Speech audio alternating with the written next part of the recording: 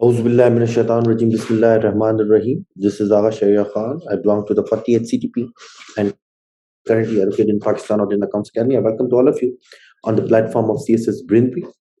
This is going to be once again a comprehensive session on weekly news analysis, and we are going to cover the news from Jan 2020, Jan 22 to Feb 9 2022. ठीक है, तो almost कोई 2 weeks बनते हैं, but again it's a weekly news analysis. इंशाल्लाह इसको cover करेंगे. But one thing, it is going to be the comprehensive session, one of the comprehensive session, क्योंकि जो पिछले 10 से 12 या 14 दिन गुजरे हैं उसमें काफी कुछ हैपनिंग्स हुई हैं और बहुत इंपॉर्टेंट हुई हैं रेलिवेंट टू सीएसएस या कॉम्पिटिटिव एग्जाम के हवाले से, जिसको कवर करना जरूरी है, क्योंकि काफी वीक्स ऐसे भी गुजरते हैं जिसमें कोई खास हैपनिंग्स नहीं होती. बट इस वीक में जो पिछले 10 से 12 दिन में काफी कुछ चीजें हुई हैं उसको देखते हैं. सो पहले हम अपना एजेंडा सेट करते हैं कि हमें क्या क्या चीज कवर करनी है इस सेशन में, and then we move forward इंशाल्लाह.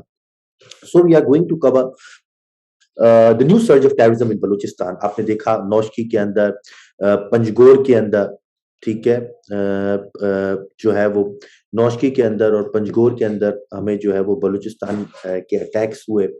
न्यू सर्ज ऑफ टेररिज्म इन पाकिस्तान, उसका हम एनालिसिस करेंगे. ठीक है, देन हमने देखा कि विंटर ओलंपिक्स के अंदर न्यू ग्रेड गेम हुई. ठीक है, वहां पे हमने देखा कि यूरोपियन कंट्रीज ने डिप्लोमेटिक बायकॉट किया चाइना विंटर ओलंपिक्स का, और फिर चाइना ने अपने एलाइज को बुलाया, जिसमें पाकिस्तान भी था और most important Russia, Vladimir Putin भी गए. और वहां पर हमने देखा कि ज्वाइंट स्टेटमेंट भी आया जी जिनपिंग और पुतिन का, फिर इमरान खान के साथ भी स्टेटमेंट आया, फिर स्टेट डिपार्टमेंट से यूएस के वहां से भी काउंटर स्टेटमेंट आया. यूक्रेन का इशू हम ऑलरेडी कवर कर चुके हैं लास्ट वीक न्यूज एनालिसिस में. तो उस पूरे सिचुएशन को मद्देनजर रखते हुए काफी चेंजेस आई हैं, उसको हम डिस्कस करेंगे. Then development on CPEC 2.0 particularly in the area of industrialisation, उसके अंदर देखेंगे, क्योंकि काफी लोगों का कहना था कि सीपैक रुक गया है, तो उसके ऊपर क्या वो वाकई रुक गया या क्या न्यू डेवलपमेंट हुई है स्पेशल इकोनॉमिक जोन्स में, जो कि 5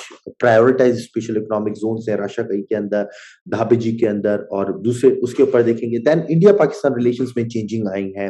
रिसेंटली एक स्टेटमेंट आया बैकडोर डिप्लोमेसी का पाकिस्तान के एक रिनाउंड बिजनेसमैन की तरफ से. फिर अगेन कुछ ऐसे वाकयात हुए कि वो जो एक होप थी कि शायद रिलेशंस इंप्रूव हो, वो भी जो है नीचे गई. Then sanction Iran nuclear deal के ऊपर भी कुछ हैपनिंग हुई है, उसको भी कवर करेंगे. और फिर आईएमएफ की कुछ 4 से 5 से 6 न्यू कंडीशंस है, उसको भी हम देखेंगे इंशाल्लाह इस चीज के अंदर. ठीक है, तो ये जैन 22 से लेकर फैब 8 तक की जो डेवलपमेंट है इंशाल्लाह उसको हम कवर करेंगे. अच्छा, बिफोर मूविंग फॉरवर्ड मैं आपको ये बता दूं कि जो बच्चा अपने नाम से इस सेशन में अभी मौजूद नहीं होगा, ओप्पो, सैमसंग, इस तरह के नामों से जो है वो प्रेजेंस है और उसको नाम अपने से ज्यादा मोबाइल के नाम अजीज है, तो वो 5-10 मिनट के बाद उसको मैं फिर क्लास से निकाल दूंगा. तो काइंडली रीनेम, अपना नाम चेंज करें और अपने ओरिजिनल नाम से प्रेजेंट हो. चले जी, स्टार्ट करते हैं.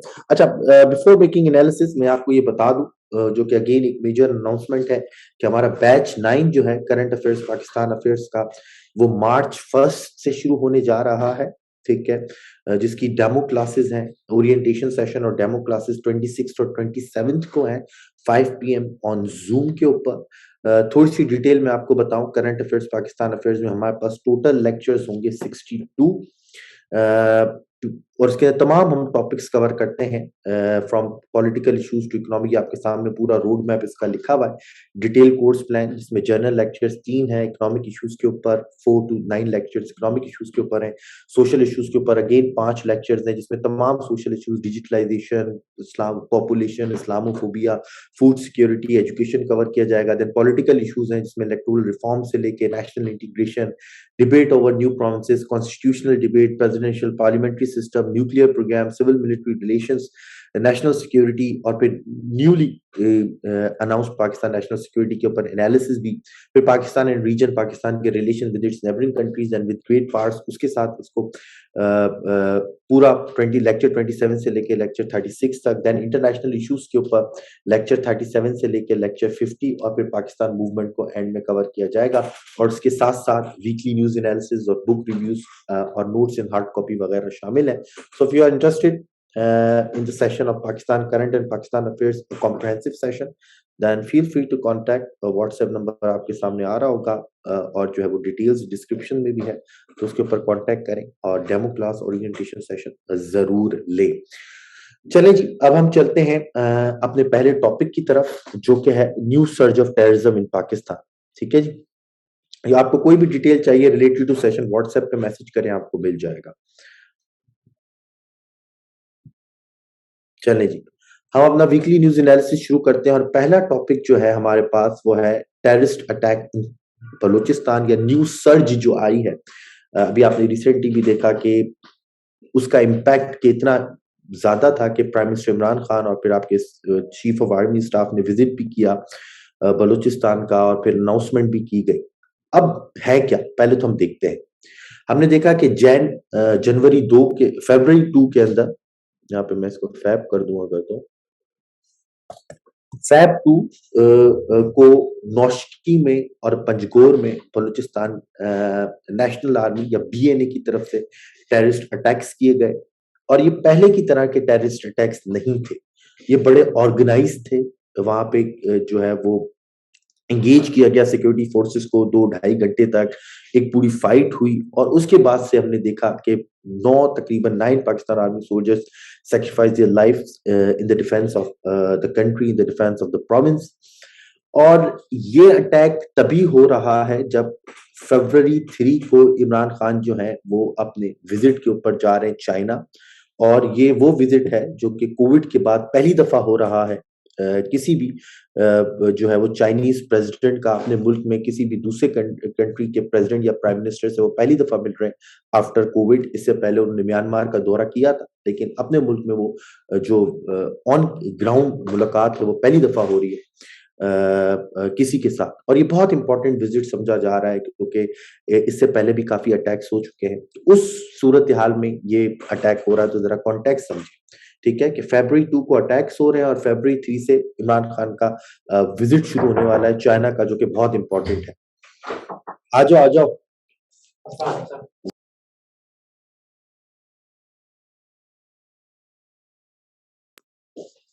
ये दे दूं? अच्छा जी, तो इस कॉन्टेक्स्ट में हमने देखा कि अटैक्स हुए। अच्छा, अब इसका प्राइम पर्पस है क्या? पहली बात, मैंने 2 बातें की कि ये बात याद रखिए, ये ऑर्गेनाइज्ड वे के अंदर थे। इस चीज को भी हम, इस पॉइंट को भी हम डिस्कस करेंगे। अच्छा, अब इसका प्राइम पर्पस है क्या? इस अटैक्स का पूरा प्राइम पर्पस यह है कि एक मैसेज देना चाइना को और ओवरऑल वर्ल्ड को कि Pakistan is not a safe country for investment, for industrialisation and for development projects. और पाकिस्तान के अंदर भी जो बलूचिस्तान है वो सेफ नहीं है। ठीक है, यहाँ पे मैंने लिखा हुआ भी है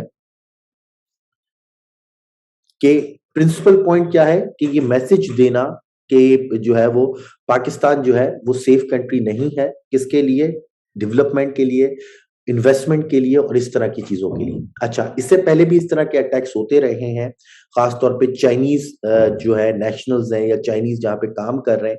लेकिन पिछले 1 साल में जब से दासू का अटैक हुआ कि चाइनीज इंजीनियर्स की पूरी बस जा रही थी और उसके ऊपर अटैक हुआ, उसके बाद से चाइना भी जो है वो वल्नरेबल फील कर रहा है।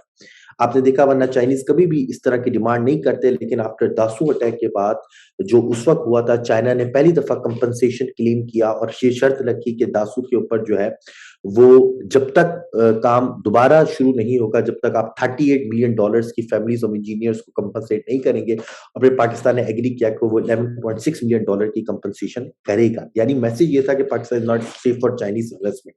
तो एक बहुत इंपॉर्टेंट लिंक है, जिसकी ये भी इसी जो इमरान खान विजिट में गए थे उसका प्राइम पर्पस ये भी था कि इस चीज को जरा टैकल किया जाए, इस प्रॉब्लम को भी एड्रेस किया जाए कि नहीं ऐसी बात नहीं है, और हम जो है वो इस चीज को एड्रेस करें। अच्छा, दूसरा पॉइंट इसके अंदर ये है कि after the fall of Kabul and after the fall of the government of Ashraf Ghani, हमने देखा कि तालिबान आए और तालिबान ने अपनी गवर्नमेंट को बनाया और अभी तक वो अपनी गवर्नमेंट को स्टेबलाइज कर रहे हैं। तो एक ये राय थी, I am one of the those persons who has the view के जो फैक्शंस हैं खासतौर पे टीटीपी के और बलूचिस्तान के जो सेपरेटिस्ट फैक्शंस हैं वो शायद वीक हो जाएंगे, क्योंकि अफगानिस्तान के अंदर वो एरियाज काबुल या उससे रिलेटेड जहां पर एनडीएस की सपोर्ट थी, खुले हम आप सबको पता है कि जो एनडीएस की सपोर्ट थी इन फैक्शंस को, चाहे वो टीटीपी हो या ये बलूचिस्तान सेपरेटिस्ट फैक्शंस हो, वो कम हो जाएगी क्योंकि तालिबान आ गए और गवर्नमेंट चली गई तो इंडिया का वो रोल नहीं होगा। लेकिन हमने देखा ऐसा नहीं हो रहा, ठीक है ना। ये फैक्शंस जो है, ये डिफरेंट सेगमेंट्स जो हैं, ये मजीद यूनाइट हो रहे हैं और मजीद जो है वो स्ट्रेंथन हो रहे हैं, जो कि इस बात से विजिबल है इनका जो रिसेंटली अटैक हुआ है। इसका कुछ लिंक उस चीज से भी जुड़ा हुआ है कि अभी तक पूरे अफगानिस्तान के अंदर तालिबान का कंट्रोल इस तरह नहीं है। यहाँ पे मैंने लिखा हुआ भी कि Balochistan outfits are not getting united despite the fall of Kabul. Still, Baloch can launch attacks against Pakistan, and now they are taking refuge and operating in Afghanistan areas like Helmand, Nimroz, near Iranian borders. अब वो उस जगह पे जाके अपना refuse ले रहे हैं जहां पर तालिबान का कंट्रोल नहीं है, और जो कुछ साइट के ऊपर ईरान के बॉर्डर से रिलेटेड जो एरियाज हैं वहां पर इनको रिफ्यूज है, वहां पर इनका स्ट्रॉन्ग होल्ड है। कुछ व्यू ये भी है कि ईरान की एक टैसिट अप्रूवल, ईरान की एक टैसिट सपोर्ट भी है इन जो है वो एलिमेंट्स को, ठीक है।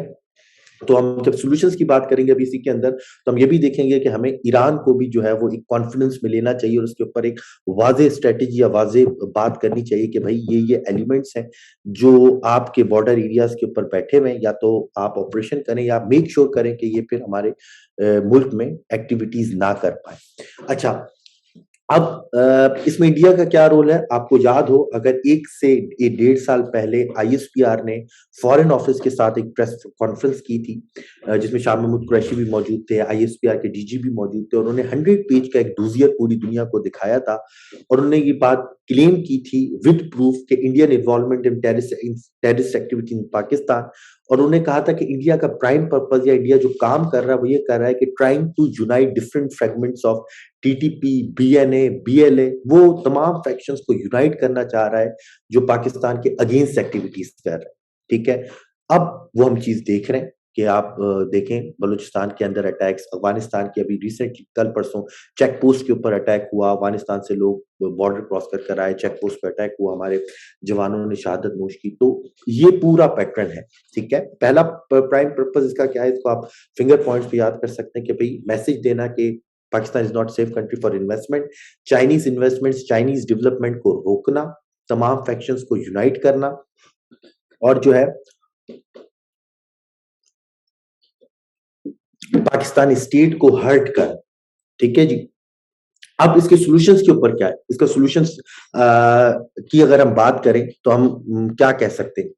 तो सबसे पहले जैसा कि मैंने आपको कहा कि बलूचिस्तान के अंदर डेप्रीविएशन, हम जब भी इसकी सॉल्यूशन की बात करेंगे तो हम तो ये कहेंगे कि भाई काइनेटिक ऑपरेशंस भी करें, हर चीज करें, बट वहां पर डेप्रीविएशन है, ठीक है। डेप्रीविएशन का मतलब है वहां पर एक उनको फील होता है कि हमारे साथ शायद नाइंसाफी हो रही है, ठीक है। तो उनकी आपने डेप्रीविएशन को एड्रेस करना है। इसकी सिंपल मैं आपको मिसाल कहूंगा, हालांकि Balochistan consist of 43% land mass of Pakistan. Balochistan का जो लैंड मास है वो 43% एरिया है पाकिस्तान का, और उसकी आबादी कम है बहुत ज्यादा, तकरीबन 12 मिलियन है, ठीक है। फैसलाबाद की भी आबादी तकरीबन 10 से 11 मिलियन ही है। तो अगर आप सिर्फ फैसलाबाद डिवीजन को देखें, पंजाब का एक डिवीजन है फैसलाबाद, तो उसकी 22 सीट्स है पार्लियामेंट के अंदर, ठीक है। 22 सीट्स है पार्लियामेंट के अंदर पाकिस्तान की, और पूरे बलूचिस्तान को आप ले लें तो सिर्फ पूरे बलूचिस्तान की 18 सीट्स हैं पार्लियामेंट के अंदर, यानी द वॉइस ऑफ बलूचिस्तान की 18 लोग रिप्रेजेंटेटिव, और सिर्फ पंजाब में सिर्फ फैसलाबाद जो है उसके 22 लोग रिप्रेजेंटेटिव है पार्लियामेंट में। ऑल्दो कि it is based on the proportion of population के बेसिस के ऊपर ये नुमाइंदगी हो रही है, लेकिन इस चीज को आपने टैकल करना होगा कि इतना बड़ा लैंड मास है और वहां पे ये चीजें, तो आपने उनको नुमाइंदगी वहां पर देनी होगी। दूसरी चीज यहाँ पे इसका सोल्यूशन है कि आपकी जितनी भी मेन पॉलिटिकल पार्टीज है वो इंटरेस्ट नहीं लेती बलूचिस्तान के अंदर, चाहे वो पीएमएलएन हो, पीपल्स पार्टी हो, पीटीआई हो, शायद इलेक्शन के मौके पर 1-2 दफा जाते हैं, एंड दैट इज इट। उनको रेगुलर बेसिस के ऊपर जाना होगा, वहां पे मास मूवमेंट करनी होगी, लोगों को कॉन्फिडेंस में लेना होगा, ताकि उनको लगे कि हाँ, गवर्नमेंट हमारे बारे में भी सोचती है और हमारे लिए भी काम करती है। नेक्स्ट जी, ह्यूमन डेवलपमेंट के ऊपर काम करना होगा, चाहे जितनी भी ह्यूमन डेवलपमेंट है स्कूल्स हैं, कॉलेजेस हैं, हॉस्पिटल्स हैं, डेवलपमेंट प्रोजेक्ट्स हैं, आपने उनके ऊपर काम करना होगा, क्योंकि जितनी ज्यादा ह्यूमन डेवलपमेंट होगी, the more the development, the less the intensity of the separatist movement. इसकी एक पॉजिटिव फीचर यह है कि रेकोडिक का दोबारा फॉरेन एग्रीमेंट के साथ मुआहदा हो रहा है, और रेकोडिक की वजह से बहुत ज्यादा एम्प्लॉयमेंट वगैरह भी आएगी, और जितने भी सी पैक के प्रोजेक्ट्स हैं उनकी डेवलपमेंट जब भी होगी तो वहां पे एम्प्लॉयमेंट आएगी। और यही वजह है कि एनिमी जो है, जो आपका दुश्मन है, जो हमारा दुश्मन है, वो अटैक भी डेवलपमेंट प्रोजेक्ट्स के ऊपर करता है। वो अटैक भी वहां पे करता है जहां पे उसको लगे कि वहां पे प्रॉस्पेरिटी आएगी, वहां पे प्रोग्रेस होगी, डेवलपमेंट होगी, वहां पर अटैक करता है, क्योंकि उसको पता है कि एक दफा डेवलपमेंट हो गई, लोगों को एम्प्लॉयमेंट मिल गई, स्टैंडर्ड ऑफ लाइफ ऊपर चले गए, तो उसके लिए वो जो इंक्यूबेशन सेंटर्स हैं वो खत्म हो जाएंगे, फिर वो रिक्रूटमेंट के लिए लोग नहीं मिल पाएंगे, और फिर सेपरेटिस्ट एक्टिविटीज या इस तरह के अटैक्स कम होते चले जाएंगे। ठीक है, तो ये इसका एक वाइडर कॉन्टेक्स्ट था, ये जो न्यूज सर्ज हुई है टेररिज्म की, क्योंकि इमरान खान का विजिट था, एक मैसेज देना था, चाइनीज को हर्ट करना था, उसकी वल्नरेबिलिटी को ज्यादा करना था, ताकि वो खुद प्रोजेक्ट्स को रोक लें।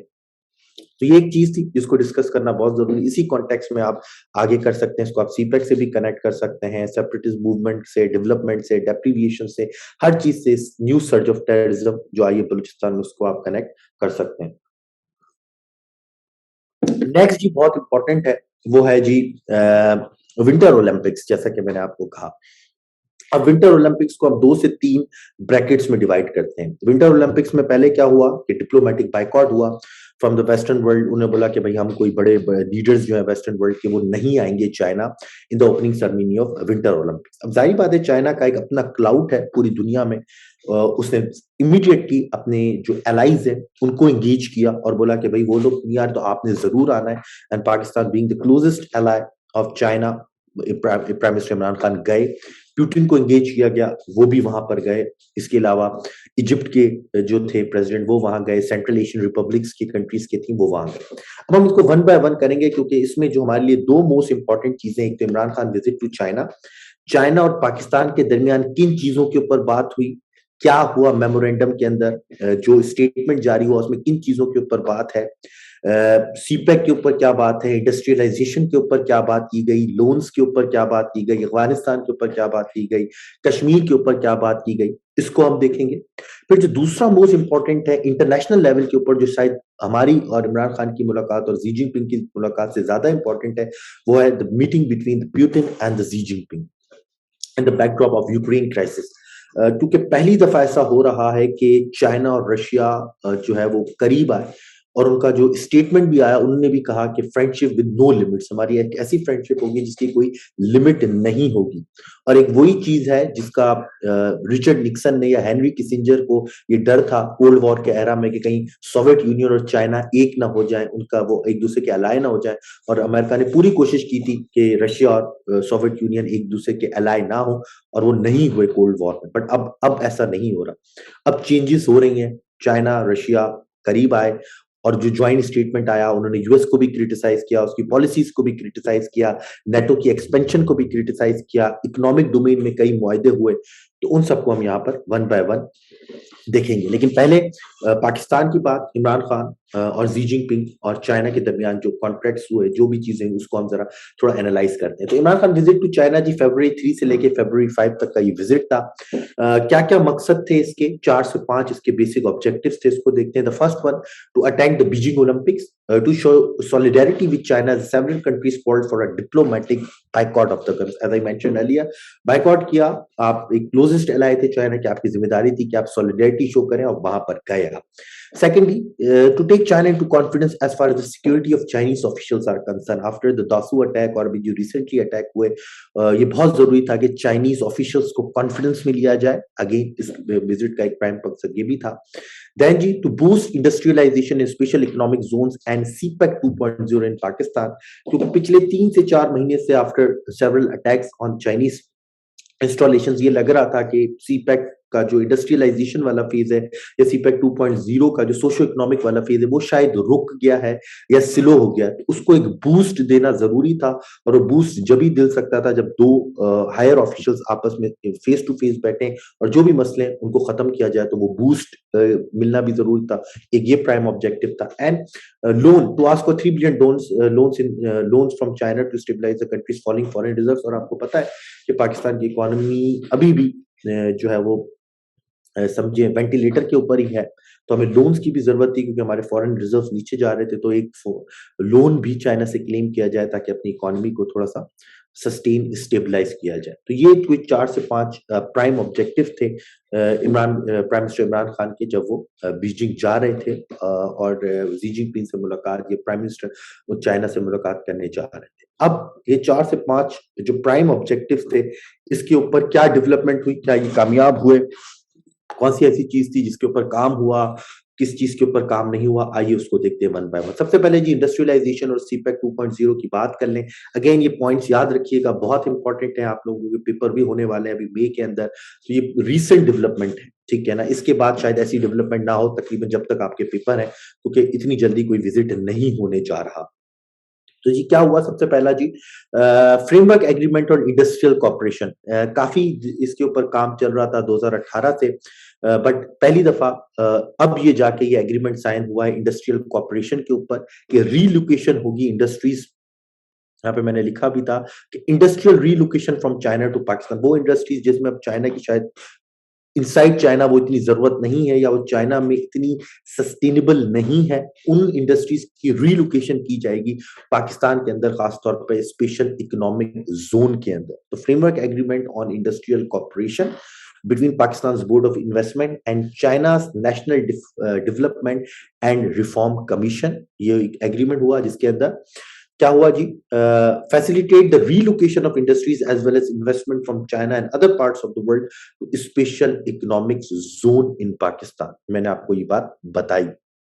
The agreement holds a paramount significance for the second phase of CPEC and its future course of action, क्योंकि बहुत एक पैरामाउंट एग्रीमेंट था, इसके जरिए बूस्ट मिलेगा इंडस्ट्रियलाइजेशन को इनसाइड पाकिस्तान। अब इसके अंदर क्या क्या बातें हैं, the agreement reforms prioritise developments and operations of 9 special economic zones. आपको पता है कि सीपैक में 9 स्पेशल इकोनॉमिक जोन्स की बात की गई है, लेकिन इस एग्रीमेंट के अंदर 5 ऐसे स्पेशल इकोनॉमिक जोन्स है जिनको प्रायोरिटाइज किया गया है, जिसमें राशा कई है, खैबर पख्तूनख्वा के अंदर अलामा इकबाल इंडस्ट्रियल सिटी है, फैसलाबाद पंजाब में, पिधाबे जी है सिंध के अंदर, बोस्तान है बलूचिस्तान के अंदर। तो ये 4 से 5 स्पेशल इकोनॉमिक जोन्स को प्रायोरिटाइज करके इसके ऊपर काम जो है जल्दी किया जाएगा। For colonization of these special economic zones, emphasis was laid on business-to-business matchmaking mechanism for Pakistan and Chinese enterprise। तो ये एक इंडस्ट्रियलाइजेशन के ऊपर एक बहुत इंपॉर्टेंट एग्रीमेंट हुआ between Pakistan and China. Special economic zone के ऊपर 5 स्पेशल इकोनॉमिक जोन को प्रायोरिटाइज किया गया और इसके ऊपर अब इंशाल्लाह आप देखेंगे काम बड़ी तेजी से होगा। इसके अलावा जी in a series of meetings with the leader of Chinese companies which express desire to establish a 3.5 billion reprocessing park in Gwadar, कि क्या होगा, चाइना ने ये भी एक जो है वो मीटिंग में ये बात भी डिसाइड की गई है, डिजायर शो किया कि हम तकरीबन $3.5 अरब का रीप्रोसेसिंग प्लांट लगाएंगे गवादर के अंदर। Again a very important development, a very significant development, or a positive development as far as the Balochistan is concerned and the people of Balochistan is concerned, क्योंकि जितनी ज्यादा डेवलपमेंट होगी उतनी ही separatist movements, terrorist activities, extremist activities कम होगी। और यही वजह है कि दुश्मन आपके डेवलपमेंट प्रोजेक्ट्स के ऊपर हमले करता है और चाहता है कि इस तरह के प्रोजेक्ट्स ना आए वहां से। इसके अलावा जी and $350 million textile cluster near Lahore, और पे एक 350 मिलियन का टेक्सटाइल क्लस्टर यानी डिफरेंट टेक्सटाइल इंडस्ट्रीज लाहौर के करीब पूरी लगाई जाएंगी। The prime minister appreciated their keen interest to invest in Pakistan and encourage them to benefit from business friendly policies. अभी ये मेंशन नहीं है, ठीक है, रीप्रोसेसिंग ऑफ विच कमोडिटीज, बस ये बोला है कि रीप्रोसेसिंग पार्क, इसकी डिटेल जारी बात है आने वाले दिनों में आएंगी। इसके अलावा जी Chinese textile firm $350 million Lahore Kasur road के ऊपर, मैंने बताया कि वो एक पूरी टेक्सटाइल क्लस्टर लगाया जाएगा $350 मिलियन का लाहौर कसूर रोड के ऊपर, और जो एस्टिमेट्स हैं कि which could also create around 220,000 jobs in Pakistan, while expressing the hope that Pakistan would be able to get commitment from a variety of sectors and major companies of Fortune 500। फिर industries के ऊपर काम हो गया, जिसका मैंने आपको बताया, framework agreement on industrial corporation. इसके बाद 3.5 बिलियन का रीप्रोसेसिंग पार्क गवादर में, फिर $350 मिलियन का जो है textile cluster Lahore Kasur road के ऊपर। और इसके अलावा अगर आप एग्रीकल्चर की बात करें, इसके अंदर भी हुआ। 3 major agriculture firms express the desire to establish a modernisation research lab and a demonstration plot on the Chinese pattern, के रिसर्च फैसिलिटी बनाई जाएगी पाकिस्तान के अंदर ताकि यील्ड बढ़ाई जाए। Also, Chinese fertilizers company wanted to invest in the export-oriented growth of corn and soybean, while another company expressed its interest in the dairy sector to enhance the export of milk and other dairy products. तो fertilizer के अंदर भी investment हुई है और dairy products के अंदर भी ये डिजायर शो किया गया कि उसके अंदर इन्वेस्टमेंट होगी।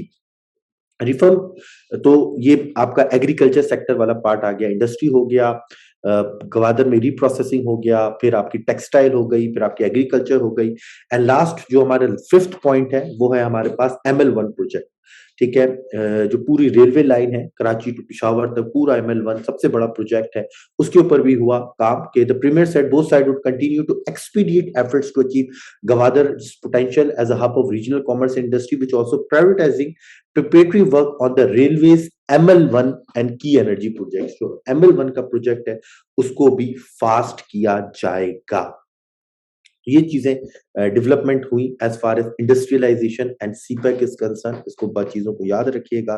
Framework agreement on industrial corporation, reprocessing park in Gwadar, textile cluster near Lahore, agriculture, investment agriculture and ML1 project. ये 5 चीजें हैं जो इस मीटिंग के अंदर इंडस्ट्रियलाइजेशन के डोमेन में आप कर सकते हैं। फिर सीपैक की लोन फैसिलिटी $3 बिलियन के ऊपर बात की गई कि भाई चाइना जो हमें $3 बिलियन जो है वो दे। बट आपको पता है कि चाइना पाकिस्तान में जब भी लोन की बात होती है तो उसके अंदर इतनी ट्रांसपेरेंसी नहीं होती और इतनी डिटेल्स नहीं बताई जाती कि जैसे ही चाइना लोन के लिए एग्री होता है तो वेस्टर्न एलिमेंट्स को बड़ा क्रिटिसाइज करते हैं, तो उसको मीडिया अटेंशन नहीं दी जाती। तो अभी ये बात है, देखते हैं ये लोन फैसिलिटी हमारे पास आती है या नहीं आती। अच्छा, ये बात तो हो गई हमारे पास इंडस्ट्रियलाइजेशन के ऊपर। इसके अलावा क्या क्या बातें हुई हैं, इसके अलावा हम देखते हैं जो चीजें हुई वो उसको वन बाय वन देखते हैं कि क्या क्या चीजें जो है वो डिस्कस की गई। डिप्लोमेट का बहुत इंपॉर्टेंट आर्टिकल है, इससे हम जरा देखेंगे।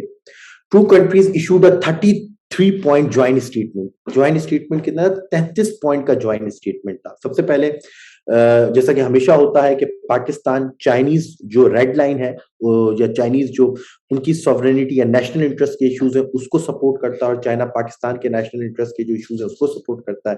यानी चाइना पाकिस्तान की सपोर्ट करता है कश्मीर के ऊपर, पाकिस्तान को एक्नॉलेज करता है उसकी टेररिस्ट रिलेटेड जो है वो सेक्रीफाइसेस के अंदर, रोल के अंदर, एंटी टेररिज्म के रोल के अंदर। और पाकिस्तान जो है वो चाइना की वन चाइना पॉलिसी को रीअफर्म करता है कि Taiwan is part of China as well. तो दोनों ने वही किया कि agreement to the both sides reiterate their support for each other on issues concerning the each other's core interest. China reiterated that the Kashmir issue was a dispute left from its history and should be properly and peacefully resolved based on UN Charter। बोला कि भाई एक कश्मीर एक disputed हिस्सा है और UN Charter के मुताबिक सॉल्व होना चाहिए। और खास तौर पे जो अगस्त 5 का एक इलीगल एक्ट है इंडिया का to end the autonomy of Indian occupied Kashmir, उसको भी उन्होंने बोला कि भाई हम हर किसी अपोज करते हैं कोई भी यूनिलेटरल एक्शन। ऑल्दो उस चीज का नाम नहीं लिया, लेकिन Chinese side said it oppose any unilateral actions that complicate the situation. Moreover the Chinese leadership affirm its support of Pakistan safeguard sovereignty, independence and security as well as promoting its socio economic development prosperity. इसमें जो important चीज है ना वो ये वाली line है कि Chinese said it opposes any unilateral actions that complicate the situation. यानी China criticize the Indian action of August 5 of revoking Article 370 article जो इन्होंने आर्टिकल रिवोक किए थे related to the sovereignty autonomy of Indian occupied Kashmir, article 370 और दूसरा वाला जो article था। तो ये हमारे लिए एक अचीवमेंट है पाकिस्तान के लिए कि चाइनीज ने ये बात की है और इंटरनेशनल लेवल के ऊपर जाहिर बात ये हुई है। तो अगेन इट्स एन अचीवमेंट। यहाँ पे लिखा हुआ भी है पाकिस्तान और its past expressed its commitment to one China policy and support for China on Taiwan, South China Sea, Hong Kong, Xinjiang and Tibet। तो पाकिस्तान ने ना सिर्फ वन चाइना पॉलिसी को जो है वो उस पे सपोर्ट जाहिर की, बल्कि चाइना की सपोर्ट भी की जिंजियांग के अंदर, हांगकांग के अंदर और साउथ चाइना सी में। साउथ चाइना सी में आपको पता है कि चाइना का जो डिस्प्यूट है वो रीजनल कंट्रीज के साथ है, यूएस के साथ है। हांगकांग में अगेन आपको पता है कि ऑटोनॉमी के ऊपर जो है डिस्प्यूट है और चाइना के ऊपर काफी एलिगेशंस हैं कि वो ह्यूमन राइट्स की वायलेशन कर रहा है। Same is the case with Xinjiang, जहां पर यह है कि वो जो है वो एक रिहेबिलिटेशन सेंटर्स और बनाए हुए हैं मुसलमानों के लिए, और वो उसमें जाके उनको बंद कर देता है। लेकिन पाकिस्तान ने कहा कि ऐसी बात नहीं है, हम चाइना की सपोर्ट करते हैं और चाइना के स्टांस को सपोर्ट करते हैं, ये जितने भी इश्यूज हैं यहाँ पर।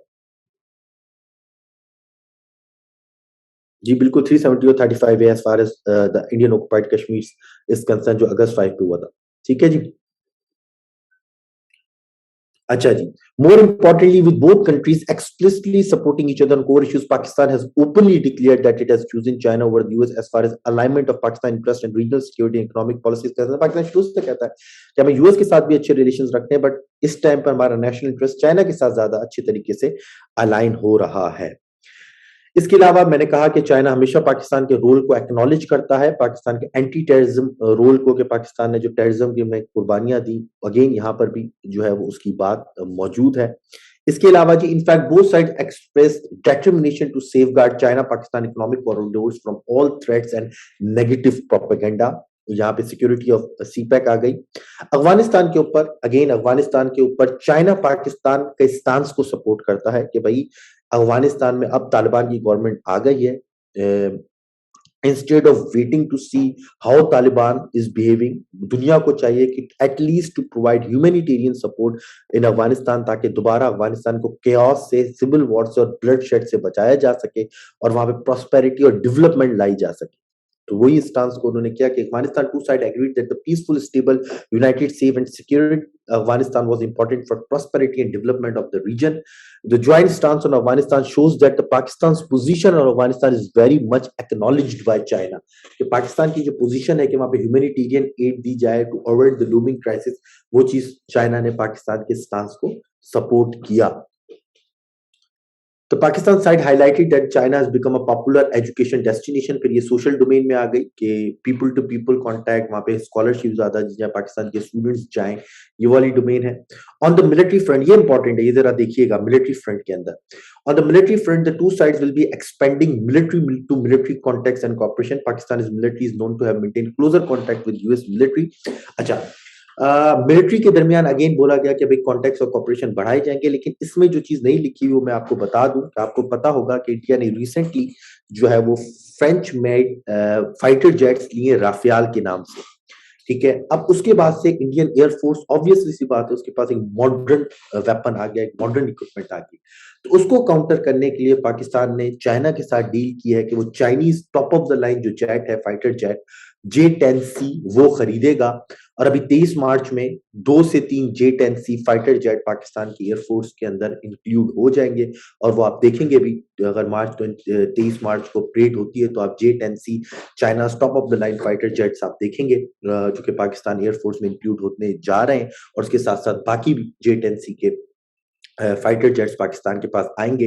इसके ऊपर काफी डिबेट है, आप कोई भी इंडियन न्यूज या न्यूज़पेपर उठा के देख लें, वहां पे आपको कंपैरिजन नजर आएगा कि भाई राफेल अच्छा है या J-10C अच्छा है, और पाकिस्तान जो है वो इंडियन फ्रेंच मेड राफेल को टैकल करने के लिए या उसको काउंटर करने के लिए चाइना से J-10C ले रहा है। बट जो भी है, it is a positive development. हाँ, अमीर हमजा कह रहे हैं सर, S-400 जो anti ballistic missile defence system ले रहा है इंडिया, अब उसको तो हम काउंटर नहीं कर सकते, वो तो बहुत एक महंगा सिस्टम है, बट पाकिस्तान चाइना के भी एक anti ballistic missile defence system रख रहा है। लेकिन अगर आप इसकी टेक्निकलिटीज में जाएंगे ना, कभी मुझे मौका मिला तो मैं आपको बताऊंगा कि पाकिस्तान और इंडिया की प्रॉक्सिमिटी इतनी क्लोज है कि anti ballistic missile defence system उतनी इफेक्टिवनेस नहीं होगी जितनी शायद होनी चाहिए। ठीक है ना, पाकिस्तान फिर भी बड़ी आसानी से पेनिट्रेट कर सकता है इनसाइड इंडिया, चाहे उनके पास एबीएम भी आ जाए। लेकिन अगेन एबीएम के आने के बाद उनकी जो सिक्योरिटी है वो काफी बेहतर हो जाएगी, बट उससे खतरा भी है, पाकिस्तान इंडिया का जो न्यूक्लियर डेटरेंस है वो डिस्टर्ब होगा, क्योंकि जिसके पास भी anti ballistic missile defence system होता है तो वो उस कैफियत में हो जाता है कि अगर मैं प्रीएम्प्टिव स्ट्राइक कर दूंगा सामने वाले पे और वो मुझे जो रिटेलिएटरी स्ट्राइक करेगा तो मैं उसको रोक पाऊंगा। और इसी चक्कर में खुदा न खास्ता न्यूक्लियर वॉर लगने के चांसेस ज्यादा होते हैं। एज आई सेड अर्लियर कि न्यूक्लियर डेटरेंस का जो स्टेबिलिटी है वो हर्ट होगी, बट वो काफी टेक्निकल हो जाएगा, अभी इस पॉइंट को छोड़ते हैं। अभी राफेल और J-10C तक ही रहते हैं। इसके अलावा जी ये स्पेशल इकोनॉमिक जोन वाला पूरा पार्ट मैं कवर कर चुका हूँ। CPEC high quality development, the irritant is likely to persist में कंटिन्यू रिफ्लेक्ट चाइनीज थिंकिंग, और वो इरिटेंट या एनवाइंस सिर्फ उसी वजह से है क्योंकि जो चाइनीज ऑफिशियल्स के ऊपर अटैक है वो कंटिन्यूटी होते जा रहे हैं। अगर वो नहीं एड्रेस किया गया तो शायद सीपेक की डेवलपमेंट जो है वो हर्ट हो सकती है। But by reading the overall statement between Pakistan and China हमें ये लग रहा है कि बूस्ट आएगा सीपेक की एक्टिविटीज के अंदर, इंडस्ट्रियलाइजेशन की एक्टिविटीज के अंदर, और बड़ा दोनों एक दूसरे की जो की नेशनल इंटरेस्ट है उसको सपोर्ट कर रहे हैं। तो वो जितने भी लोग हैं जो समझते थे या आज से 1-2 महीने पहले बातें चल रही थी कि पाकिस्तान चाइना के रिलेशन सही नहीं है और सीपेक फेल हो रहा है, सीपेक पैरालाइज हो रहा है और चाइनीज को बड़ा एक वल्नरेबिलिटी है, वो इस पूरे ज्वाइंट स्टेटमेंट से अभी काफी बातें क्लियर है कि पाकिस्तान चाइनीज रिलेशनशिप है वो अभी भी बड़ी स्ट्रांग है, बड़ी स्ट्रेंथन है, और इसी तरीके से वो आगे चलती रहेगी। तो ये था कुछ ओलंपिक्स के ऊपर जो है वो चाइना और पाकिस्तान की रिलेशनशिप के ऊपर जो मैंने आपको चीजें यहाँ पर बताई। अच्छा, अब इसका क्या इफेक्ट आया दुनिया के अंदर? जी बिल्कुल आया इफेक्ट। इसका एक बिल्कुल क्रिस्टल क्लियर इफेक्ट आया यूएस स्टेट डिपार्टमेंट की तरफ से, ठीक है ना? और काफी सालों बाद, कोई शायद डोनाल्ड ट्रम्प जब से आए हैं 2016 से, और जब से पाकिस्तान और यूएस के रिलेशंस स्ट्रेन हुए हैं और ये ट्विटर डिप्लोमेसी शुरू हुई है और एक दूसरे के ऊपर जो है वो एलिगेशंस लगाना शुरू किए हैं, डबल गेम का इल्जामात, उसके बाद से अब जाके यूएस की तरफ से एक पॉजिटिव स्टेटमेंट आया है, क्योंकि उसने देखा है कि ना सिर्फ पाकिस्तान बल्कि रशिया भी क्लोज हो रहा है चाइना के साथ, तो यूएस को कुछ ना कुछ करना चाहिए। और आपने देखा कि उसी दौरान जब prime minister Imran Khan China में थे तो एक स्टेटमेंट आया यूएस स्टेट डिपार्टमेंट की तरफ से, for the first time in years the US emphasize strategic partnership with Pakistan, clarifying that Islamabad does not need to strain relation with China to maintain ties with the Washington। US ने काफी सालों बाद ये acknowledge किया कि पाकिस्तान भी US का एक स्ट्रेटेजिक पार्टनर है। ब्रीफिंग में उन्होंने क्या बोला? We have made that the point that all along that is not a requirement for any country around the world to choose between US and China. It is our intention to provide choices to countries when it come to what relationship with the United States look like. उन्होंने बोला कि भाई हम ये नहीं बोलते कि आप चाइना के साथ रिलेशन करें या आप हमें सिलेक्ट करें, हम ये चाहते हैं कि आप हमारे साथ किस तरह के रिलेशनशिप रखना चाहते हैं। The US official explained that partnership with the US brings a series of advantages that China could not offer। उन्होंने बोला कि हमारे साथ रिलेशनशिप के जो फायदे हैं वो चाइनीज रिलेशनशिप के साथ आपको नहीं मिल सकते। Partnership may be the wrong term. The sorts of relationship that China sought to have around the world do not typical advantage the United States offered. More to the decade, the long relationship between Pakistan and the US. Mr. Price said Pakistan is a strategic partner of the US. We have an important relationship with the government in Islamabad, and it's a relationship that we value across a number of fronts। Again, it's a very important statement। ये बहुत एक important statement है state department US की तरफ से, और इस तरह का स्टेटमेंट डोनाल्ड ट्रम्प के आने के बाद मैंने तो कहीं नहीं पढ़ा कि Pakistan is a strategic partner of the United States and we have an important relationship with the government in Islamabad, and it's a relationship that we value across a number of fronts। तो इसका आप impact देख रहे हैं, एक positive impact देख रहे हैं पाकिस्तान की फॉरेन पॉलिसी का, पाकिस्तान के जो पैराडाइम शिफ्ट है from geo politics to geo economics. Pakistan की जो पूरे 1 से 2 साल के अंदर पूरी कोशिश है कि यूएस के साथ भी एक रिलेशनशिप बिल्ड की जाए इकोनॉमिक फ्रंट के ऊपर। मोहित यूसुफ आपके सिक्योरिटी एडवाइजर गए थे, उन्होंने पूरा ब्लूप्रिंट भी दिया था यूनाइटेड स्टेट्स ऑफ अमेरिका को, और ये जो पूरी कोशिश है अब उसके आप रिजल्ट्स आपके सामने दिख रहे हैं कि यूएस भी अब चाह रहा है कि पाकिस्तान को इतना ना पुश किया जाए कि वो पूरा ही चाइनीज कैंप में चला जाए।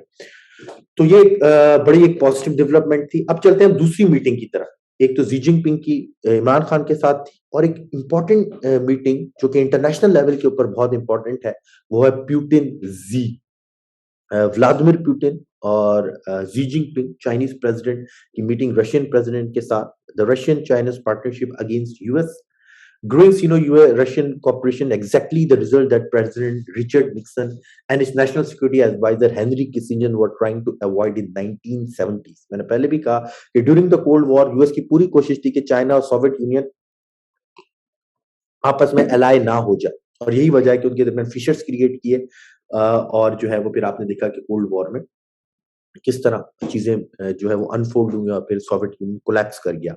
सो the friendship between the two states has no limits, there are no forbidden areas of cooperation. The statement नीचे मैं पूरा आपको स्टेटमेंट बताऊंगा कि क्या क्या चीजें, लेकिन ये इंपॉर्टेंट लाइन मैंने लिखी यहाँ पर इसलिए है कि आपको पता चले कि ये कितनी इंपॉर्टेंट यहाँ पर मीटिंग है दोनों के दरमियान। ठीक है, कि क्या उन्होंने क्या जो ज्वाइंट स्टेटमेंट में क्या बात की गई कि there are no forbidden areas of corporation and there are no limits in relationship, कि हर एरिया पे कॉपरेशन होगा। ऐसी बात नहीं है कि हम ये चीज डिस्कस नहीं करेंगे या यूक्रेन वाला मामला डिस्कस नहीं करेंगे या चाइनीज पोजीशन और हांगकांग डिस्कस नहीं करेंगे या चाइना जो है वो rivalry with the United states of America हम डिस्कस नहीं करेंगे। हम सिर्फ इकोनॉमी इकोनॉमी और अच्छी अच्छी बातें और सोशल रिलेशनशिप खेलेंगे। उन्होंने बोला हर एरिया हम पे कॉपरेट करेंगे, चाहे वो यूक्रेन है, चाहे वो साउथ चाइना सी है, चाहे वो हांगकांग है, चाहे वो जो है वो ताइवान वाला रीजन है, नेटो की एक्सपेंशन है, हर एरिया के ऊपर हम कॉपरेशन करेंगे, डिस्कस करेंगे और इस फ्रेंडशिप की कोई लिमिट नहीं है। So it is very important meeting and very important statement. जिन बच्चों का आईआर है या जो बच्चे जियो पॉलिटिक्स के अंदर बड़ा इंटरेस्ट रखते हैं, तो ये बड़ी एक नई न्यू अनफोल्डिंग हुई है इंटरनेशनल लेवल के ऊपर। दैट इज वाई मैंने कहा था कि आज का न्यूज एनालिसिस बहुत इंपॉर्टेंट है। इसका बैकड्रॉप मैं आपको बता दूं कि भाई प्यूटिन क्यों गए चाइना, क्योंकि प्यूटिन को भी इस वक्त इंटरनेशनल सपोर्ट की जरूरत है। यूक्रेन के ऊपर इशू है। मेरा पीछे वाला पुराना वाला इससे एक हफ्ता पहले का पूरा न्यूज वीक एनालिसिस पढ़िएगा, जिसमें मैंने यूक्रेन का इशू डिस्कस किया था कि क्यों हो रहा है, क्यों ये बात हो रही है कि रशिया जो है वो यूक्रेन को इन्वेड कर लेगा या यूक्रेन को ऑक्युपाई कर लेगा। रशिया की इंटेंशन क्या है? रशिया की सिर्फ एक ही इंटेंशन है कि नेटो की जो एक्सपेंशन है टूवर्ड्स रशिया उसको रोका जाए। यूएस बिला वजह इस चीज को जो है वो एक्सप्लॉइट कर रहा है, हालांकि रशिया ने कभी भी नहीं बोला हम उसको ऑक्युपाई कर रहे हैं, बट वो बार बार बोल रहा है कि रशिया जो है यूक्रेन को जो है वो ऑक्युपाई कर लेगा, उसको इन्वेड कर लेगा। उस सूरत और फिर उन्होंने सैंक्शंस की भी धमकी दी है रशिया को कि भाई हम आपके ऊपर सैंक्शंस लगा देंगे। तो अगर रशिया के ऊपर सैंक्शंस लगते हैं, जाहिर बात है उसको मार्केट ट्रेड की तो जरूरत है किसी न किसी मुल्क की। तो चाइना से बेहतर कोई पार्टनर नहीं होता। फिर अगेन चाइना का भी सूरत हाल यही थी कि डिप्लोमेटिक बाइकआउट हो गया जो है वो ओलंपिक्स का, तो उसको भी एलाइज की जरूरत है, इंटरनेशनल अटेंशन की जरूरत है। तो रशिया से बेहतर और कोई एलाई हो नहीं सकता इस टाइम पे। तो दोनों एक ही जैसी सूरत हाल थी और दोनों का मिलना और इस तरह का स्टेटमेंट आना एक बहुत पॉजिटिव स्टेटमेंट है। और जिस तरह यूएस एक ब्लॉक क्रिएट कर रहा है अगेंस्ट चाइना, चाहे वो एशिया पैसिफिक रीजन के अंदर हो, चाहे वो क्वाड हो की सूरत में हो या एयू के यूएस की सूरत के अंदर हो या इंडो पैसिफिक पॉलिसी की सूरत के अंदर हो या यूएस इंडो रिलेशंस जो है 2+2 डायलॉग हो गया, इस तरह के उनके जो आपस में रिलेशंस चल रहे हैं उस सूरत में है, तो वहां पे एक ब्लॉक क्रिएट हो रहा है, नेटो की एक्सपेंशन है। इसी तरह आप देखें चाइनीज या रशियन ब्लॉक आपको क्रिएट होता हुआ नजर आ रहा है। रशिया, चाइना, पाकिस्तान, इन ये कंट्रीज आपको क्लोज होते हुए नजर आ रहे हैं। तो वो जो वही कोल्ड वॉर लाइक सिचुएशन है। अब उसको एग्जैक्टली कोल्ड वॉर तो नहीं कहेंगे क्योंकि अभी वो उस इंटेंसिटी के ऊपर तो नहीं गए, लेकिन वो आहिस्ता आहिस्ता वही सिचुएशन बिल्ड होती चली जा रही है जहां पे टू मेजर ब्लॉक्स अब आपको नजर आ रहे हैं। आइए जरा देखते हैं कि जी जिनपिंग और पुतिन के दरमियान क्या क्या गुफ्तगू हुई और क्या क्या चीजों के ऊपर कॉपरेशन की गई और इसका यूएस से किस तरह लिंक है और किस तरह यूएस को अपोज किया गया। ये वॉल स्ट्रीट जर्नल का एक आर्टिकल है जो मैं आपके सामने खोलने लग गया हूं। और जिस तरह ये मैं हमेशा कहता हूं कि जितनी भी चीजें हम डिफरेंट न्यूज़पेपर से, आर्टिकल से और मैगजीन से कवर करते हैं, चाहे हमारा बैच हो करंट अफेयर्स का या न्यूज वीक एनालिसिस हो, मैं हमेशा कहता हूं कि never ever prepare the subject of current affairs from any book. Book से कभी भी प्रिपेयर नहीं करेगा क्योंकि बुक ऑब्सलीट हो चुकी होती है। हमेशा करंट न्यूज़पेपर से, मैगजीन से, रिसर्च पेपर से पढ़े और उसके थ्रू आप चीजों को कवर करें। अच्छा जी, तो Putin Xi aim Russia China partnership against US, ये हेडलाइन है Wall Street Journal, again a renowned and most famous newspaper, और उसकी हेडलाइन है आपके सामने यहाँ पे लिखी हुई। और इंपॉर्टेंट स्टेटमेंट मैं आपको बता चुका हूँ, there are no limits and every area of cooperation, हम हर एरिया पे कॉपरेट करेंगे और कोई भी लिमिट नहीं है। Two leaders met in Beijing and pledged to provide new leadership seeking to nudge American side to counter US domination. Russian President Vladimir Putin and Chinese leader Xi Jinping vaulted their growing partnership into a forward-leaning pact, avowedly aimed at US, opposing America's global network of alliances and seeking to nudge it aside as the sole superpower. मैंने कहा कि जिस तरह वो alliances बना रहा है, मैंने नाम लिए काफी उसी उन अलायंसेस को अपोज करके अब ये अपने अलायंसेस की तरफ जा रहे हैं। बैकग्राउंड क्या है विंटर ओलंपिक्स, बैकग्राउंड क्या है यूक्रेन, बैकड्रॉप मैं आपको बता चुका हूं, विंटर ओलंपिक्स में डिप्लोमेटिक बाइकॉट, वहां पे यूक्रेन क्राइसिस रशिया के साथ, ये पूरा बैकड्रॉप में चीजें चल रही हैं। Pointedly, in a break with the indirect announcement of past summit, their statement criticized by the US by name 6 times. बोले इससे पहले जितने भी स्टेटमेंट आए हैं उनको इनडायरेक्ट वे में यूएस को क्रिटिसाइज किया जाता है, लेकिन ये पहला एक ऐसा स्टेटमेंट है, एक ऐसा स्ट्रॉन्ग स्टेटमेंट है जिसमें यूएस बाय नेम लेकर 6 दफा क्रिटिसाइज किया गया। Taking issue with its alliances with Australia and other in Asia, its arm control and other policies, it is opposed any expansion by NATO, a central demand for Russia, and its standoff with West over Ukraine. दोनों चीजों को criticise किया गया, जहां पे Chinese को threat है, चाहे वो EU अकूस हो या क्वाड्स हो या साउथ चाइना सी हो, वहां पर क्रिटिसाइज किया गया। और फिर इसी तरह जो नेटो की एक्सपेंशन है टुवर्ड्स रशिया, उसको भी क्रिटिसाइज किया गया, क्योंकि दोनों जो है वो इंपॉर्टेंट चीजें थी। फिर इसके अलावा जी the Beijing Moscow intent fall short of, अच्छा ये तो उसने बताया कि अभी तक उस तरह की रिलेशनशिप नहीं है जिस तरह की यूएस का, जिस तरह के अपने कंट्रीज के साथ अलायंस है, क्वाड हो गया, इस तरह का भी अलायंस नहीं बना चाइना और रशिया के अंदर। अब सिर्फ स्टेटमेंट्स हैं, लेकिन क्लोजर टाइज आने वाले दिनों में बन सकते हैं। लेकिन उसकी कुछ कॉस्ट भी है, जाहिर बात है चाइना जितना रशिया के क्लोज आता जाएगा तो चाइनीज के ऊपर भी सैंक्शंस लग सकते हैं, जो कि चाइना की इकोनॉमी के लिए अच्छी चीज साबित नहीं होगी, क्योंकि चाइना स्टिल सेंसिटिव टेक्नोलॉजी के लिए अभी भी वेस्टर्न वर्ल्ड के ऊपर डिपेंड कर रहा होता है। The US has threatened to impose sanctions on Russian banks, state companies, and ports such as microelectronics in the event Russia attacks Ukraine and China. Russia attacks Ukraine. China could fill many of the gaps by bulking up trade, investment, and finance. As I said earlier, कि जैसे Ukraine का मसला और intensify होता है तो US sanctions लगा सकता है रशिया के ऊपर, रशियन बैंक के ऊपर लगा सकता है, स्टेट कंपनीज के ऊपर लगा सकता है, उसकी इंपोर्ट के ऊपर लगा सकता है, माइक्रो इलेक्ट्रॉनिक्स के ऊपर। और इस सूरत हाल में रशिया के लिए चाइना से बेहतर कोई मुल्क नहीं हो सकता as far as trade, investment and finance is concern. ये है पूरी चीज कि क्यों रशिया चाइना के करीब आ रहा है। Reggie, the Chinese joint statement will look more broadly taking of 19 together signatures of economic activities. Economic initiatives क्या हुए? Mr. B's Belt and Road Initiative Drive and Mr.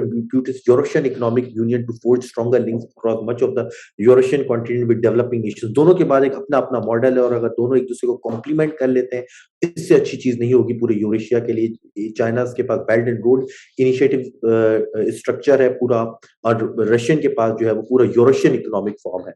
The two sides said that they would cooperate on Arctic and sea passages for international technological trade. So उन्होंने बोला कि ये जो Arctic के सी passages हैं, मुख्तलिफ रूट्स हैं, बेरिंग स्ट्रेट के आगे पीछे, उसके ऊपर हम अपनी ट्रेड को इंक्रीज करेंगे। उसके अलावा जी other areas of economic cooperation include nuclear energy with Russia State Energy Corporation, Rosatom launching construction of power plants in China last year. Nuclear energy के ऊपर जो है वो कॉन्ट्रैक्ट किया गया कि रशियन एनर्जी जो है वो चाइना के अंदर सिविलियन न्यूक्लियर पावर प्लांट्स के ऊपर काम करेगी। The two countries leading aviation companies, China's COMAC and Russia's United Craft Corporation, also cooperating on airliner to challenge the Airbus and Boeing. Airbus and Boeing again Western जो है वो brands हैं, तो उसको भी काउंटर करने के लिए कहा गया कि चाइना और रशिया की जो एयरक्राफ्ट कंपनीज हैं वो आपस में क्लोज होंगी। Russia and China will stage joint military exercises including one last summer that featured coordinated command, then again joint military exercises की वो इसके ऊपर बात की गई। Relation warmed as both Moscow and Beijing sought to improve ties with the West and draw in investment. China need for energy to fuel its fast-growing economy. China searched for market outside the West and shared sense by missiles. Putin see that the US aim to ham in their global ambitions of increasingly underpinned times. जैसा कि मैंने बोला कि China को energy की जरूरत है, Russia के पास सबसे बड़े रिजर्व्स हैं as far as gas is concern, Russia को मार्केट की जरूरत है, और दोनों इस सूरत हाल में आपस में दोनों के इंटरेस्ट एक दूसरे से अलाइन कर रहे हैं।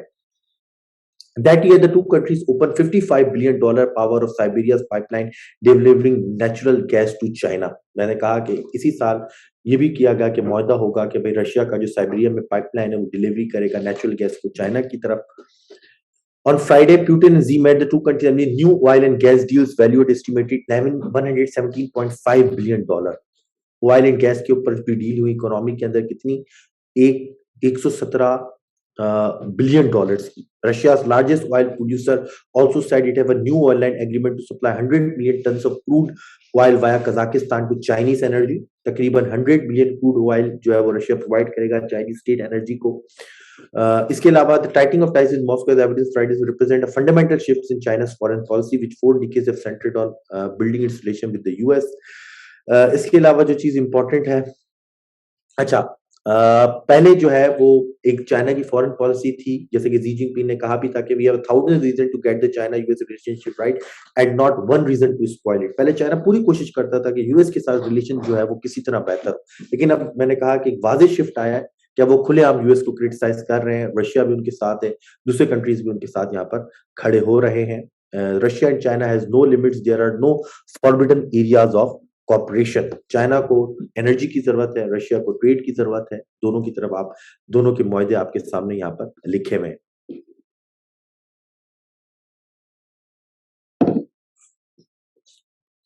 ठीक है जी। अच्छा, अब ये रिलेशन कहां पर शॉर्ट है, कहां पर इसके अंदर लूप होल या डेफिशिएंसी है, वो जाहिर बात है कि उस तरह का अलायंस नहीं है जिस तरह यूएस का है नेटो कंट्रीज के साथ, या जिस तरह यूएस का है एशिया, ईस्ट एशिया या एशिया पैसिफिक रीजन के साथ। ऑस्ट्रेलिया हो गया, जापान हो गया, साउथ कोरिया हो गया, वहां पे यूएस की कमिटमेंट है कि हम आपकी सिक्योरिटी को डिफेंड करेंगे, हम आपको जो है वो सिक्योरिटी प्रोवाइड करेंगे। जाहिर बात है कि उसमें शॉर्ट है, शो शायद आने वाले दिनों में ये उस तरह चेंज भी हो सकता है। यहाँ पे लिखा हुआ भी है कि they generally support each other and they appreciate each other but they are not promising each other any specific assistance. Promise नहीं है यहाँ पे कोई अलायंस ट्रीटी नहीं है जिस तरह यूएस के पास है।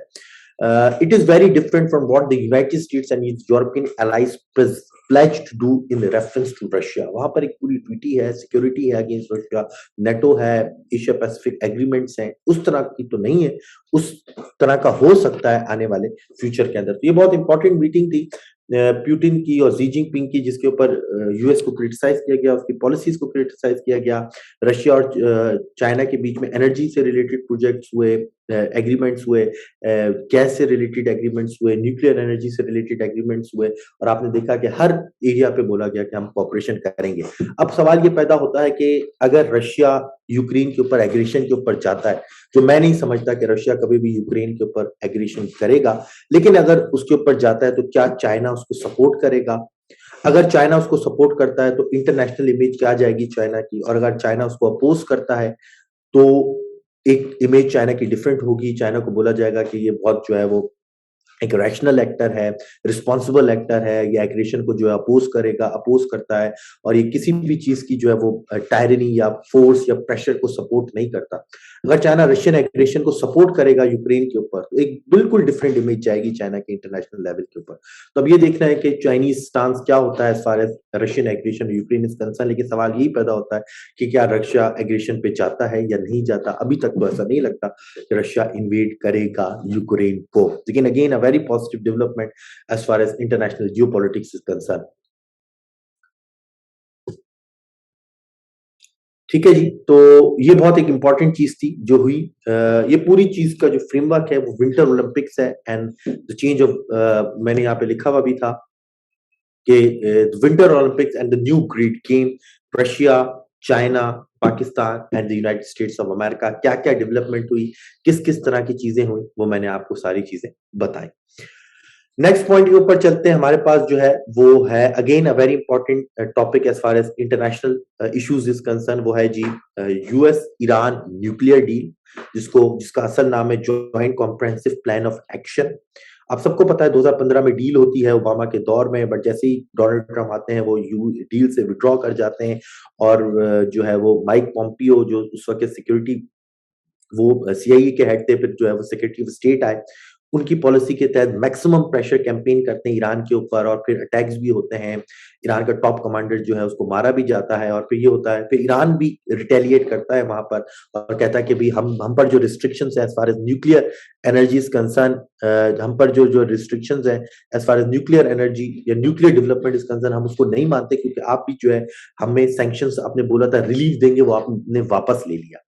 तो ऐसा लगता है कि again there might be a probability that there would be a nuclear arm race in the Middle East, क्योंकि अगर ईरान न्यूक्लियर के ऊपर जाता है, न्यूक्लियर डेवलपमेंट के ऊपर जाता है, तो जो बाकी गल्फ कंट्रीज हैं जो ईरान को मेजर थ्रेट समझते हैं, सऊदी अरबिया, यूएई, कतर वगैरह, वो भी फिर जाएंगे न्यूक्लियर की तरफ। और आपको याद भी हो एमबीएस का, मोहम्मद बिन सलमान जो सऊदी अरब का, उनका तो वाज़ेह स्टेटमेंट है कि ईरान न्यूक्लियर के ऊपर जाएगा तो हम पीछे पे नहीं रहेंगे, हम भी न्यूक्लियर के ऊपर जाएंगे। यानी पूरा मिडिल ईस्ट में एक न्यूक्लियर आर्म रेस लग सकती है।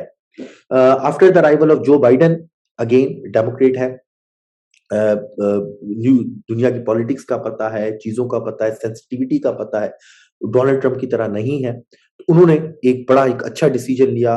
वो सैंक्शंस जिसको बोला गया था कि ईरान को रिलीफ दिया जाएगा, उसके ऊपर उन्होंने वेवर दिया, बोला कि हाँ आपको हमें ये सैंक्शंस के जो हमने लगाए थे इसके ऊपर हम आपको रिलीफ देते हैं। और ईरान की कंडीशन भी यही थी कि भाई आप पहले मुझे रिलीफ देंगे तो मैं फिर बाद में बात करूंगा ना, क्योंकि मैंने तो अपना पूरा 90% स्टॉक पाइल खत्म कर दिया, आप हैवी रिएक्टर्स को खत्म कर दिया, आप यूरेनियम का जो था वो स्टॉक पाइल खत्म कर दिया, बट आपने जो कहा था कि मुझे ऊपर सैंक्शंस हटाएंगे वो तो आपने किया ही नहीं। तो कुछ हद तक यहाँ पे वेव दिया गया ईरान को ताकि दोबारा से निगोशिएशन टेबल्स के ऊपर बात आए और जो सिचुएशन है वो बेहतर हो। तो यहाँ पे लिखा हुआ US restore sanctions relief to Iran civil nuclear programme.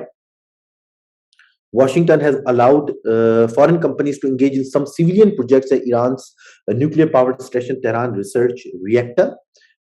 Again, to push forward negotiations to restore the Iran nuclear deal. कि negotiations हो, एक समझें ये क्या मैं कहूँ इसको, ये एक तरह से कॉन्फिडेंस बिल्डिंग मेजर है यूनाइटेड स्टेट्स की तरफ से। The waiver with respect to these activities designed to facilitate discussions that would help to close a deal on a mutual return to full implementation of JCPO and lay the ground for Iran's return of performance of its JCPOA commitments. कि ये confidence building measure है ताकि negotiations हो, Iran भी वापस आए जो उसके ऊपर restrictions related to Iran nuclear deal, और फिर बाकी के सैंक्शंस भी यहाँ पर खत्म किए जा सके। तो again a very positive development as far as nuclear politics concern and US Iran relations concern. Again दोबारा रीजन की तरफ भी वापस आते हैं, पाकिस्तान इंडिया की बात करते हैं। काफी दिनों बाद एक पॉजिटिव न्यूज भी आई और फिर इमीडिएटली वो पॉजिटिव न्यूज खत्म भी हो गई। बैकडोर डिप्लोमेसी की बात की गई जी मियां मोहम्मद मंशा की तरफ से। बिजनेसमैन है, आपको पता है कि डिप्लोमेसी के बहुत सारे ट्रैक होते हैं, ट्रैक 1, ट्रैक 2, ट्रैक 3। ट्रैक 1 जो है वो डायरेक्ट डिप्लोमेसी होती है between head of the states या फॉरेन मिनिस्टर्स के थ्रू या फॉरेन सेक्रेटरीज के थ्रू या दोनों के फॉरेन ऑफिस के थ्रू। ट्रैक 2 जो है वो बैकडोर डिप्लोमेसी कहलाती है, जिसमें रिटायर्ड जो है वो आपके फॉरेन ऑफिस के लोग, रिटायर्ड मिलिट्री ऑफिशियल्स या बिजनेसमैन के थ्रू होती है। और ट्रैक 3 पीपल टू पीपल होती है। तो ये बैकडोर डिप्लोमेसी की बात की गई और मियां मंशा का यहाँ पर स्टेटमेंट भी है कि Mian Mansha claims that the back channels are working between Pakistan and India that hopefully yield good result. If things improve between the two neighbors, Indian Prime Minister Narendra Modi could visit Pakistan in a month। और उन्होंने एक बड़ा एक statement भी दिया कि अगर relationship improve होते हैं तो नरेंद्र मोदी जो है वो पाकिस्तान का विजिट करेंगे। बट मैंने जैसे ही कहा कि पाकिस्तान और इंडिया एक आर्च राइवल है दोनों, और इमीडिएटली वो चीज खत्म भी हो गई। वजह अगेन इंडिया की वो आरएसएस मेंटालिटी, उनका जो है एग्रेसिव डिजाइन, पेलिकॉसिटी उनकी, उनका जो एक सुपीरियोरिटी कॉम्प्लेक्स है वो आया और फिर आपने देखा खत्म हुआ। वो क्या है कि वहां से एक स्टेटमेंट आया इंडिया की तरफ से, इंडियन आर्मी चीफ की तरफ से, कि भाई वो जो पहले सीज फायर हुई थी, आपको याद है मार्च में सीज फायर हुई पाकिस्तान और इंडिया के दरमियान एलओसी से, वो इस वजह से हुई क्योंकि हम जो है वो पोजीशन ऑफ स्ट्रेंथ पे थे। इंडिया पोजीशन ऑफ स्ट्रेंथ पे था और पाकिस्तान पोजीशन ऑफ स्ट्रेंथ पे नहीं था। पाकिस्तान इंफीरियर है तो हमसे डर कर इंटरप्रिटेशन हम यही कर सकते हैं। तो पाकिस्तान ने हमारी बात मानी और एलओसी की जो है वो सीज फायर हुई। इमीडिएटली पाकिस्तान के फॉरेन ऑफिस ने उसको जो है वो रिजेक्ट किया। पाकिस्तान ने in fact reject the statement of an Indian army chief in which he claimed that the ceasefire announced last year between the two countries was holding because of India negotiated from the position of strength. In a tweet, military spokesman Major General Babar Iftikhar said that the Indian Army chief statement was clearly misleading. एक LOC के ऊपर एक अगर cease fire हो गई है, उसके पीछे जो भी मैकेनिज्म है, एक पीस डेवलप हो गया है, एक जो है पॉजिटिव डेवलपमेंट हो रही है, बैकडोर चैनल्स भी चल रहे हैं, तो आपको एक इतना जो है वो इरेशनल स्टेटमेंट देने की क्या जरूरत है इंडियन आर्मी चीफ को कि आप इतनी बड़ी पोजीशन होल्ड कर रहे हैं। वजह superiority complex, RSS mentality. Simple है कि ना खुद पीस में रहेंगे ना दूसरे को जीने देंगे और पूरे रीजन का पीस तबाह कर देंगे। जैसे ही कोई पॉजिटिव डेवलपमेंट आने लग जाती है, इनकी यही जो है वो स्टेटमेंट शुरू हो जाता है। ठीक है जी। और पाकिस्तान ने बोला कि भाई ये बिल्कुल क्लियरली मिसलीडिंग, ऐसी कोई बात ही नहीं। Was agreed due to Pak's concern for safety for the people of Kashmir living on both side of the LOC. Pakistan ने कहा कि हम तो इसलिए हमने सीज फायर की बात की थी एलओसी के ऊपर, क्योंकि हमें पता है कि अगर हम आप पे गोली चलाएंगे और आपको नहीं लगी, तो उस वक्त वहां पर भी जो कश्मीरी रह रहे हैं उनका नुकसान है, उनकी प्रॉपर्टी का नुकसान उनको लगेगी। आप हमारी तरफ गोली चलाते हैं, हमारे फौजी को नहीं लगती, तो हमारी तरफ भी कश्मीरी मरते हैं। तो दोनों तरफ तो कश्मीरी बेचारों का नुकसान हो रहा है, और पाकिस्तान कश्मीरी को एज अ मुस्लिम ब्रदर समझता है, और as a part of Pakistan तो नहीं समझता। है पाकिस्तान समझता है कि उनको जो है वो सॉवरेनिटी का हक होना चाहिए। तो हमने तो सिर्फ उनके लिए सीज फायर क्लेम किया था, और आप कह रहे हैं कि सुप्रीम जो है वो पोजीशन ऑफ स्ट्रेंथ के ऊपर की वजह से, और हम शायद डर कर आपसे जो है वो सीज फायर क्लेम कर, यानी पीस नहीं होने देना। फिर इसके बाद आपने देखा कि जैसे ही फरवरी 2 या 3 को टेररिस्ट अटैक होते हैं बलूचिस्तान में, और जैसा कि पीछे लिंक भी है, मैंने आपको बताया कि इससे पहले भी आईएसपी और फॉरेन ऑफिस डोजियर भी दे चुके हैं विद प्रूफ के इंडियन इन्वॉल्वमेंट इन बलूचिस्तान। तो फिर आपके इंटीरियर मिनिस्टर ने जो है वो प्रेस कॉन्फ्रेंस की और बोला कि India leaves no opportunity to destabilize Pakistan, और इंडिया का हाथ इस टेररिस्ट एक्टिविटीज के अंदर। तो वो जो एक सिल्वर लाइनिंग आने लगी थी कि शायद रिलेशन इंप्रूव हो, वो बिल्कुल यहाँ पर खत्म हो गए, जो है वो इंडियन स्टेटमेंट की वजह से, और फिर टेररिस्ट एक्टिविटीज इनसाइड पाकिस्तान की वजह से। और आप देखें यही चीज रहेगी अभी भी, कल या परसों जो है वो आप देखें कर्नाटका के अंदर जो है वो कॉलेज में जो प्रोटेस्ट हुआ ऑन हिजाब, और फिर वही आरएसएस के जो इनके लोग हैं, वही सफरून मेंटेलिटी, वो वही चीज कर रहे हैं। तो इस तरह के सूरत हाल में आप इंडिया से बात ही नहीं कर सकते। अगर आप करेंगे भी, कोशिश भी करेंगे, तो वहां से इसी तरह का रिप्लाई आएगा कि भाई हम जो है वो पोजीशन ऑफ स्ट्रेंथ के ऊपर हैं, और हम सुपीरियोरिटी, और पाकिस्तान जो है हमसे डर रहा है, तभी हमसे बात कर रहे हैं। इस सूरत हाल में इंडिया पाकिस्तान के रिलेशनशिप मुझे तो इम्प्रूव होते हुए नजर नहीं आते। तो ये था पाकिस्तान इंडिया रिलेशन के अंदर जो है वो एक पॉजिटिव पॉइंट, जिसको आप लोगों को देखना चाहिए। जब भी इंडिया पाकिस्तान के ऊपर पॉइंट आए, सॉल्यूशंस दें, बिल्कुल दें, कि किस तरह सॉल्यूशंस को पाकिस्तान इंडिया के रिलेशन इंप्रूव हो सकते हैं। लेकिन as far the critical analysis concern, उसमें यही बताएं कि भाई वहां पर एक अजीब मेंटेलिटी के लोग आ चुके हैं, अखुंद भारत वाले, आरएसएस मेंटेलिटी, सफरून मेंटेलिटी। तो अगर हम पीस करने भी जाते हैं, तो वो हमारी जो है वीकनेस समझते हैं। इस सूरत हाल में as far as the prospect of peace and prospect of better relations are concern, वो बहुत ब्लीक है।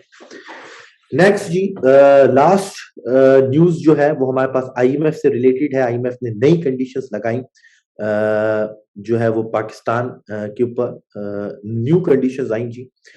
6 न्यू कंडीशंस हैं, वन बाय वन इसको देखते हैं क्या कंडीशंस हैं। इसमें एक कंडीशन जो है वो बहुत इंपॉर्टेंट है हमारे और आपके लिए, as far as tax is concern. बोला गया कि जो टैक्स की स्लैब्स हैं उसको कम किया जाएगा, ताकि नए लोग भी टैक्स कम नहीं करेंगे, स्लैब्स कम करेंगे। फॉर एग्जाम्पल इस टाइम पे जो 6 लाख जिसकी इनकम है, 6 लाख या 6 लाख से कम, उसके ऊपर कोई टैक्स नहीं है। ठीक है, ये दोबारा स्टैटिस्टिक्स कंफर्म कर लीजिएगा, लेकिन जितना मुझे इनकम टैक्स का आइडिया है, तो अब वो स्लैब को कम कर दिया, यानी कम करेंगे। तो जैसे ही आप 6 लाख को 5 लाख पे लाएंगे, तो नए लोग भी उस इनकम टैक्स में आ जाएंगे। ठीक है, the I am stipulated the new personal income tax will reduce both the number of rates and income tax brackets जो है वो आप जैसे ही रिड्यूस करेंगे, जो बेचारे टैक्स नहीं भी देते हैं वो भी उस ब्रैकेट के अंदर आ जाएंगे, और जो पहले टैक्स देते थे वो शायद अब ऊपर वाले ब्रैकेट में आ जाएंगे और वो ज्यादा टैक्स देंगे। ठीक है, suggesting that the tax burden of the salaried class with almost double. Pakistan में सबसे ज्यादा टैक्स सैलरीड क्लास ही देती है, और उसके ऊपर मजीद आप बर्डन डालने जा रहे हैं। There was 11 slabs with different rates and a maximum rate of 35%. By reducing the slabs, the people will fall into the higher tax slab. Again tax salaried class के ऊपर डालेंगे। इन्फ्लेशन आप आगे ही देखते हैं डबल डिजिट के अंदर है, फूड इन्फ्लेशन 20 तक पहुंच चुकी है। क्या होगा सैलरीड क्लास का पाकिस्तान में? ऑलरेडी जो है वो आप वॉइसेस देख रहे हैं टीवी के ऊपर कि स्टैंडर्ड ऑफ लिविंग नीचे जाता जा रहा है। Again it's a question mark कि किस तरफ हम लोग जा रहे हैं। फिर जी I impose new condition the ministry of finance पे, स्टेट बैंक से रिलेटेड उसकी स्ट्रक्चर से रिलेटेड कुछ कंडीशन है वो लगाई गई। The third condition that Pakistan will complete the first stage of recapitalization of private sector banks that are undercapitalized. Private bank से रिलेटेड जो है वो कंडीशन है। इसके अलावा अगेन जो आप हमारे और आपके लिए कंसर्न है वो ये है जी कि एनर्जी टैरिफ्स को जो है वो बढ़ाया जाएगा। ठीक है, Pakistan ready implemented by January and the cabinet decide on the second step of the energy subsidy for residential consumers. और एनर्जी सब्सिडी जो है वो कम की जाएगी, और कम करने की वजह से जो है वो एनर्जी टैरिफ्स के प्राइस बढ़ेंगे ऑलमोस्ट 50 पैसा पर यूनिट, और उसके भी जो सबसे ज्यादा बर्डन होगा वो लोअर स्टेट ऑफ सोसाइटी पर होगा, गरीब के ऊपर होगा।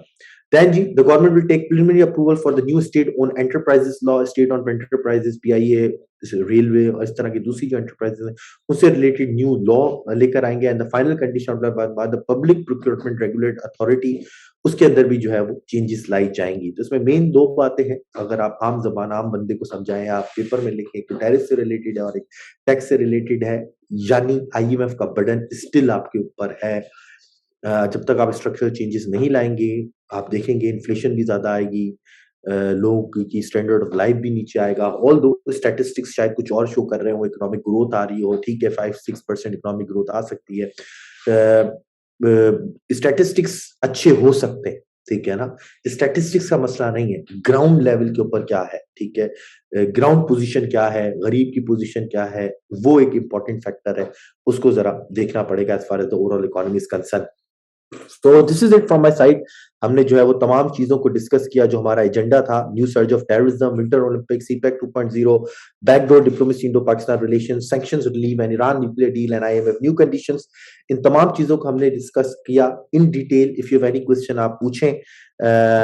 अगेन एंड में यही बताना चाहूंगा कि हमारा जो बैच 9 है करंट अफेयर्स पाकिस्तान अफेयर्स का, with 62 lectures covering economic, social, political, regional, international issues as well, वो मार्च 1 से शुरू है, 26 और 27 को उसका जो है वो ओरिएंटेशन सेशन है और डेमो क्लास है, उसको जरूर लें और इंशाल्लाह इस बैच को ज्वाइन करें ताकि इसी तरह आप हर इशू के ऊपर एक इन डेप्थ एनालिसिस बना पाएं, आपको टिप्स के ऊपर चीजें याद हो जाएं, आपको जो है वो मजीद कोई रूट लर्निंग की तरफ जाना ना पड़े।